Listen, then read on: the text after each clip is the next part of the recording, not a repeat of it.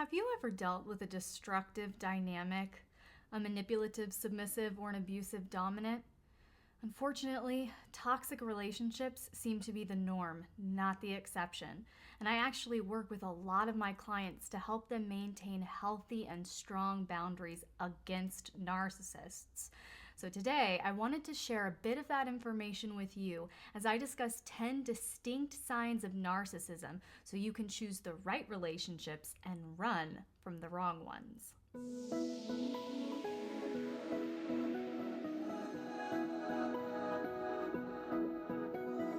Now, the first thing you need to know about narcissism is it's an equal opportunist, and you can find these traits that we're discussing today in dominants and submissives alike. And that is how I'll be approaching today's discussion. So look out for these traits on either side of the switch. And today I'm going to address 10 toxic traits and qualify them as narcissism for the purpose of this video. But it's important to note that I am not diagnosing narcissistic personality disorder from a clinical standpoint. So if you or someone you know fits the majority of these criteria, I would strongly encourage you to seek out a licensed counselor or doctor you can trust. All right, now before we jump into these very important signs of narcissism, I wanted to briefly address what I believe to be the ultimate goal of a narcissist. And I believe that is control as a form of self-protection. Here's the thing. Narcissists hold deep insecurity and shame as part of their identity. But rather than face these areas in their mind and emotions, they hide behind a very carefully crafted mask that only shows people what they want them to see. Sounds a little bit like social media, huh? Anyway, narcissists will do everything in their power to control this mask. And they get frantic if they feel like this mask is being lifted, if their true self is being revealed. And so it's a very deep need, very intense need to protect themselves and feel safe. And this mask is what allows them to feel safe. Because to a narcissist, control is the utmost form of safety, and they will allow nothing and no one to expose who they really are behind the mask. And the very presence of this carefully crafted mask is our first trait. The narcissist needs to maintain their positive public persona, and they will accomplish this primarily through public brags, showing off photos of expensive possessions. They'll often be very active on social media. They'll go into debt just to maintain the illusion of success and prominence, etc. Things like that.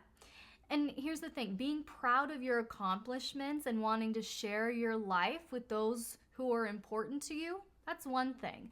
But constant brags to people you've never personally met, it's just a constant show off, that's a completely different thing. You will also find that the narcissist will exaggerate their education, achievements, and skills. So they'll claim to have attended schools they did not. They'll boast about exaggerated or false achievements and convey their skills to be totally supreme. They won't just be a good dominant. They're the best of the best of the best. And they've been trained in the best places by the best people and have had the best submissives. And it's just this constant one-upsmanship, essentially, okay? So although our first two traits of narcissistic behavior are very overt, a very sneaky trait you will also find in alignment to narcissism is they are able to maintain a calm and confident demeanor when lying. So most of us give off tiny tells when we lie or feel some degree of guilt when we do. But because the narcissist's greatest fear is losing control of their carefully crafted mask, any lie is perfectly justified and in alignment with their internal reality. Remember, they're not facing things. They're just denying that these bad parts of them exist and just kind of hide them and put them in a closet somewhere, right? So this makes the lie feel very comfortable to the narcissist. It doesn't feel like a lie. Another way the narcissist maintains control of the mask is by expecting unquestioning compliance to their whims and will.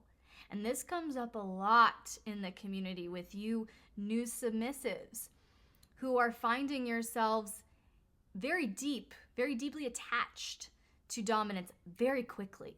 So we will mostly find this expressed overtly in dom types, as I was just saying, but subtypes are also not immune, and they can express this expectation of compliance in subtle forms of emotional manipulation, such as the silent treatment, chronic victimization, chronic bratting, topping from the bottom.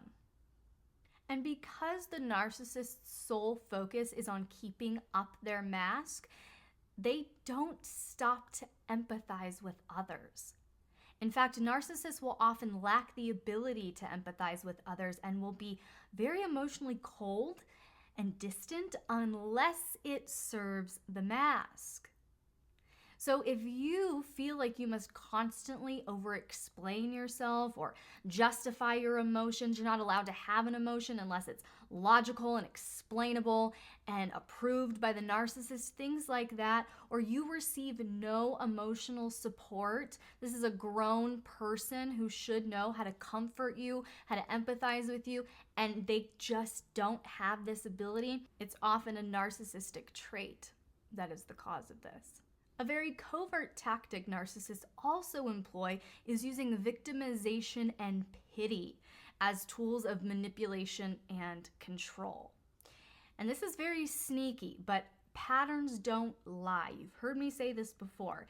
And although there are some very covert, sneaky, manipulative techniques that narcissists do, the patterns will not lie. So pan out and start looking at patterns. And one of them is this victimization.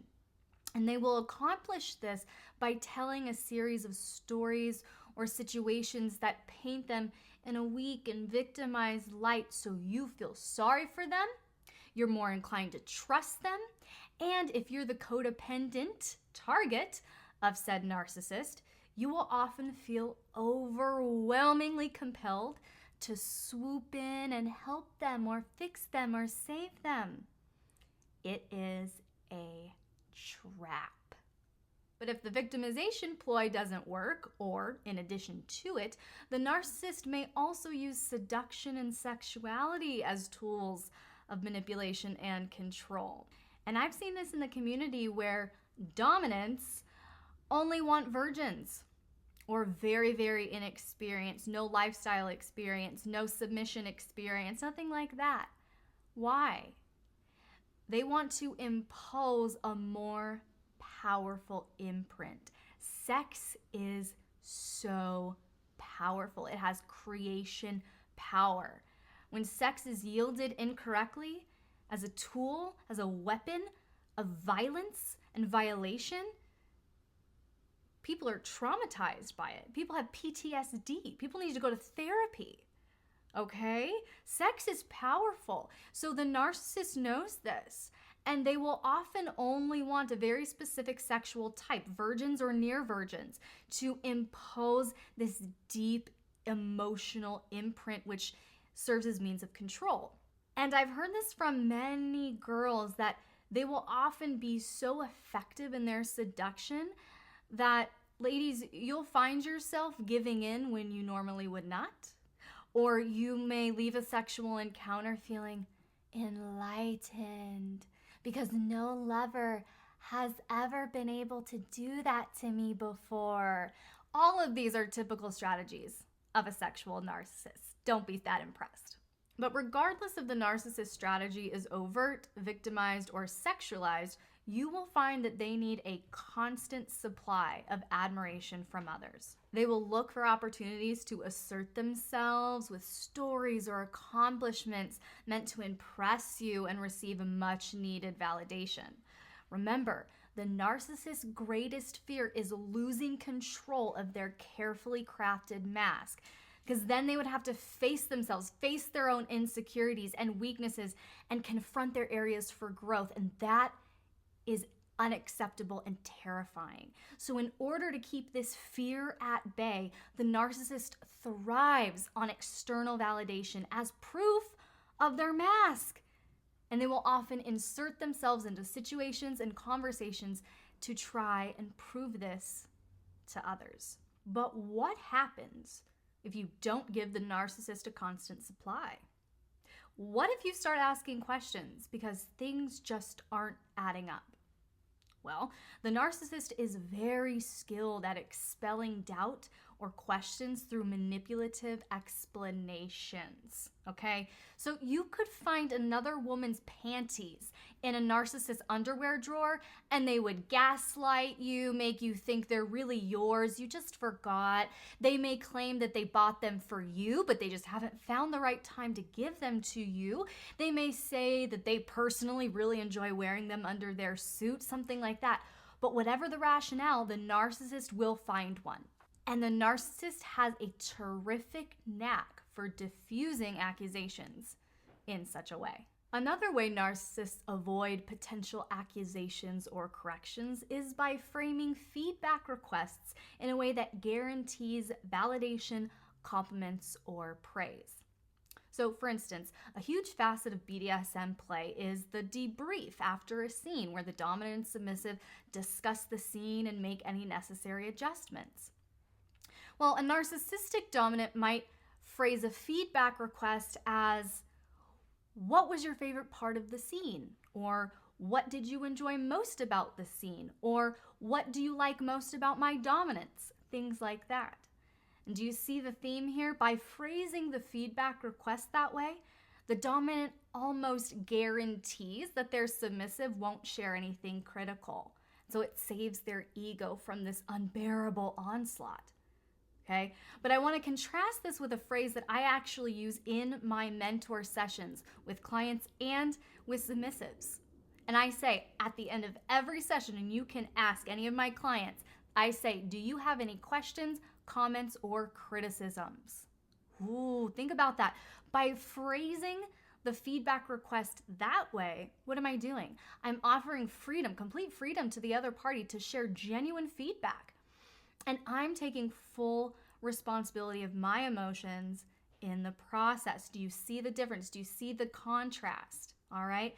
But if the narcissist already knows that they're this deep, dark, horrible person and all these things are in the closet that they don't want to deal with, if you confront them or you even get close to a correction, get close to one of their insecurities, it's going to be met with that level of pushback. But if you are able to push through their manipulative arguments and stand firm, the narcissist will often respond in a very hostile way to confrontation, correction, or perceived criticism. And I've actually found that narcissists will use one or a few of the following tactics in order to evade the accusation. One, just maintaining the lie. They'll just keep digging their heels in. Or they'll take a stance of superiority. They'll demean you, degrade you, cut down your intellect, all of that. They'll claim conspiracies against them, that everyone else is out to get them, and that's justification for their questions, their paranoia, their jealousy, etc. They may also assassinate your character, so go after your values, your core beliefs, what a horrible person you are, everything you've ever done wrong, things like that. And in more severe cases of a victimized narcissist with abandonment wounds, they may even threaten self-harm or suicide in the case of you setting boundaries, requesting separation, etc., or even threaten violence or sabotage.